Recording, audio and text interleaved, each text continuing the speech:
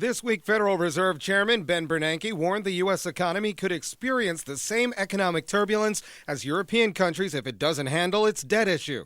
Veterans like John Penley say Americans are already suffering. They're ignoring the needs of the people. The infrastructure of America is falling apart. Our schools are underfunded. The pace of the U.S. economic recovery has been frustrating for Washington and especially for the Obama administration. And as arguments over how to fix the debt continue in Congress, some say they need to rein in military spending. It's one of the most important things that we need to turn around, and I think that we'll be able to get the debt down if we don't keep spending all this money on U.S. military adventures around the world. The U.S. government announced this week that its deficit expects to hold more than $1 trillion this year, ending in September, which is down from 2011. But the deficit has been at record highs since 2008. Fiscal conservatives are ringing the alarm over the U.S.'s finances. For the fourth year in a row, the U.S. deficit is $1 trillion, according to the Congressional Budget Office. At the same time, the U.S. debt is $15 trillion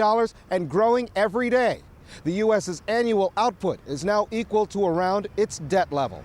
The U.S. credit rating has been downgraded by at least 2 internationally recognized credit agencies as a result, and confidence in President Obama's ability to fix the U.S.'s economic problems is sinking.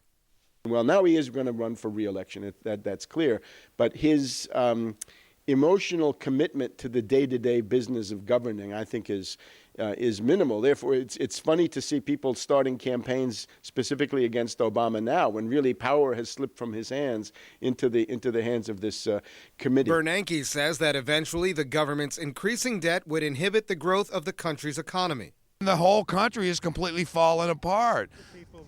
They need to turn it around.